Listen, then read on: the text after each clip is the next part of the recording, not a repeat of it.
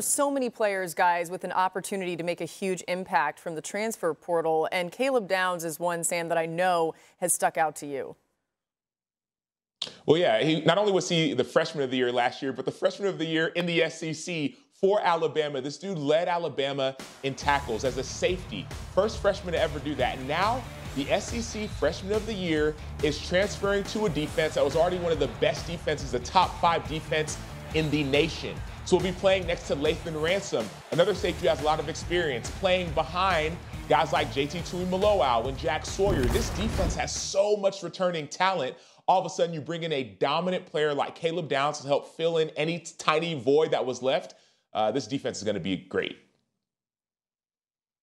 Well, I think he's terrific. And pound for pound, you can make a case he's among the best football players in the country, regardless of position. But I look at the most important position, and no impact is going to be felt more than the impact of an arrival that you're going to get from a top-tier quarterback. And I think the best one that went on the move this past offseason is Cam Ward. He's heading from Washington State to Miami. 74% of the offense. That's how much he accounted for at Washington State. They had very little run game. And I look at what he's going to be surrounded with at Miami. He's got 2 excellent wide receivers. He's got a super dynamic running back in Damian Martinez. He has arguably the best offensive line in the ACC. And I think, too, when I think about the portal, I think about addressing areas of concern. The 2 biggest problems for Miami last year were scoring in the red zone and turnovers. Cam Ward's excellent with his legs, which can help a lot as that field condenses, and he doesn't turn the football over. So I think massive upgrade at that position from the departing Tyler Van Dyke, which should help Miami to be a fringe playoff contender this year. Huge test week 1 against Florida in Gainesville. A couple in-state rivals, and Cam Ward getting thrown into the swamp. We'll see what he brings to the table. Let's take a look at the AP preseason poll. Look at that, Georgia atop, the top dog. #1 team for the start of the season and for the 2nd straight year. The Dogs, followed by Ohio State, Oregon, Texas, and Alabama. Well, let's take a look at some of the top matchups of the season. This will get you ready. On September 28th, it's a rematch of last year's SEC championship game as Georgia will face Alabama at now Saban Field at Bryant-Denny Stadium. The Tide have 8 of the last 9 against the Dogs. Alabama has had their number. There might be a little revenge factor in that one. And then on October 12th, the 2nd-ranked Ohio State Buckeyes traveling out west to face number 3 Oregon. This will be just the 2nd time ever Ohio State has played out in Eugene, and these teams met in Columbus in 2021. That was an Oregon win. A week later, 4th-ranked Texas will host top-ranked Georgia in Austin. These teams last met in the Sugar Bowl during the 2018 season. A 28-21 Texas win, and that weekend, of course, the city of Austin will also be hosting the F1 Grand Prix. On November 2nd, Oregon heading out to the Big House to play Michigan. This will be the first time they've met since 2007, and for Oregon, this will be their farthest trip east this season. Then on November 9th, Florida State traveling to South Bend to Notre Dame. Both teams will have faces that are new at quarterback with DJ Uiagalelei for Florida State and Riley Leonard for Notre Dame. Man, there's a lot to get excited about. So, Sam, you get the honor here. What is the game that you're most excited to watch this season? It's the game versus the 2 top teams in the Big 12. And no, not Ohio State and Michigan, Ohio State and Oregon. And I said Big 12, excuse me, the Big 10. Ohio State goes to Oregon on October 12th. These 2 teams are going to be competing likely for a Big 10 championship, and Oregon is coming trying to get a victory. That's going to be a huge game, but then I could see these teams, like I said, competing again later on down the line. 2 top-tier offenses, 2 top-tier defenses. I cannot wait to watch this Big 10 matchup. Mine, I can't believe I have to do this one for you, Sam. Like, you totally dropped the ball. You fumbled. As a defensive player, for you to fumble like this, as a former Longhorn, for me to suggest that Texas at Texas A&M is the top game of the year and you ignore it is absurd. What are we doing? Like, what are we doing?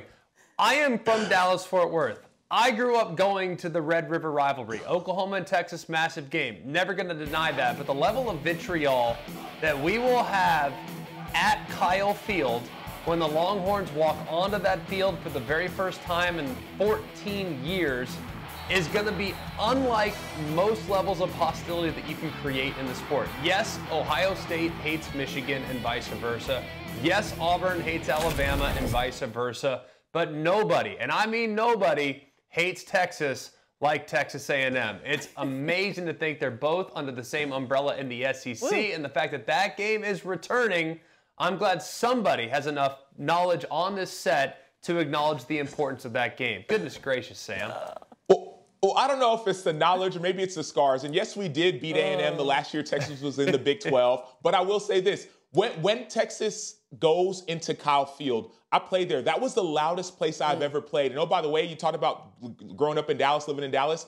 That stadium, the song that they sing, they sway back and forth and they sing Saw Varsity's Horns Off. That's the nickname that they give to Bevo. And so literally back and forth, they're talking about sawing Bevo's horns off. It is intense. It is crazy. And yes, Greg, I'm glad you chose the best rivalry. Yeah, you know what, Greg, you just had to do that to him. Acho wasn't trying to think about that right now, but thanks for making him go through all of that again. Now, with conference realignment, some teams will get the short end of the straw with their schedules, right? According to ESPN Analytics, Florida has the hardest schedule in the FBS. That includes 5 straight games that are against top 15 teams to end the season. Certainly not exactly what Billy Napier and that squad would want, knowing that there is a bit of pressure on this Florida team next season. Greg, in your mind, though, who actually has the toughest path to the playoffs? It's the Georgia Bulldogs. They have the toughest schedule to me. I know what FPI says and the analytics, but that is kind of baked into the idea that Florida doesn't have the same personnel as Georgia. But if you were to take any team in college football, remove the name, remove the talent, just give them average talent. Hey, since we're talking about EA Sports college football video game, just basically make them super average, middle-of-the-road football team and give them this schedule and tell me what the reaction would be. You got Clemson, a top 15 in the non-conference in a neutral site game. You're at Kentucky, a team that's a fringe top 25. You're at number 5, Alabama. You're at number 4, Texas. You're at number 6, Ole Miss.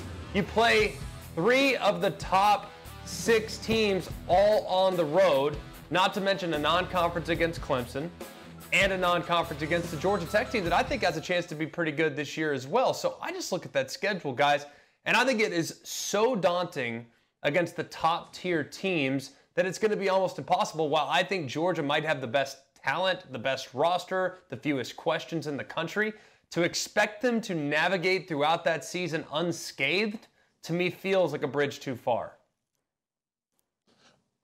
Greg, you talked about putting a middle-of-the-tier team and facing them against that schedule. Well, I have a middle-of-the-tier team that has a schedule like that, and that's Florida.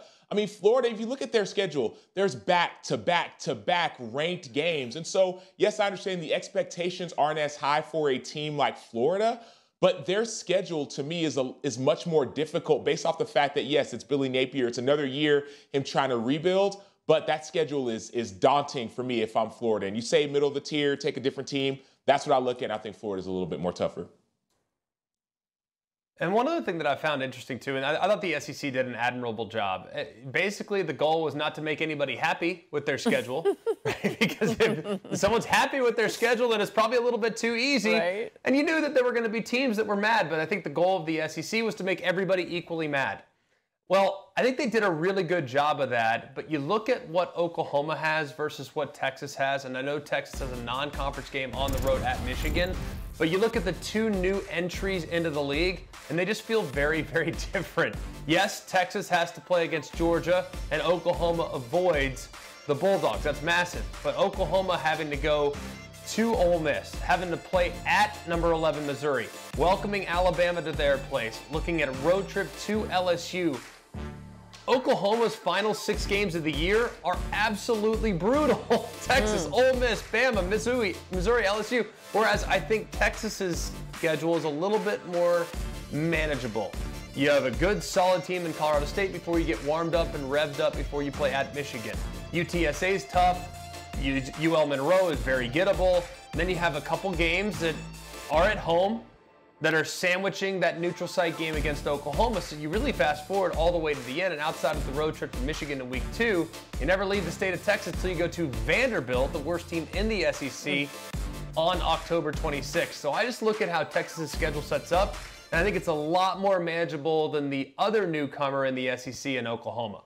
Yeah, when Steve Sarkisian was talking about the schedule, he's like, all right, pump the brakes, though. All these games are still hard. You know, coach speak at its finest, but you can't deny it, especially when you see those two schedules side by side like you just did there. Greg, one of the things, Sam, that Heather had referenced earlier on in the show is Notre Dame and some of the potential issues with not having the conference championship game to play. But as you look at Notre Dame's schedule, what sticks out to you? It's somewhat of a walk in the park. It's not a breeze, but it's probably like a cool mist. I look at A&M week 1 at Kyle Field. That will be challenging, but A&M is breaking in a new coach. Quarterback has had some injury issues, so that's a game that's definitely gettable. Then fast forward, the next ranked game, November 9th against Florida State. Florida State's breaking in a new quarterback. Who knows if DJ Uiagalelei is going to be the answer. And then USC, the third final ranked game that they played, USC has a new quarterback as well. Caleb Williams is in the NFL, so new quarterback, new conference. Who knows what USC will look like? So for me, this schedule is a cool breeze through somewhere in Notre Dame, South Bend area. Yeah, I look at it, and I think their toughest game's week 1. And not only is it week 1, is that's always, I think, probably the hardest week for coaches and players. Like, what do we got? Well, we'll find out. So knowing they have to go to College Station, where A&M will have a little bit of an advantage from a gamesmanship standpoint because the threat of the unknown. Notre Dame in preparation for that A&M game because Mike Elko's new. Colin Klein, the offensive coordinator, he's new. They're going to be chasing some ghosts, probably looking at tape from years past. So I think A&M has a pretty significant advantage in that week 1 game, not because of personnel, but because just a tactical gamesmanship advantage of having a new head coach.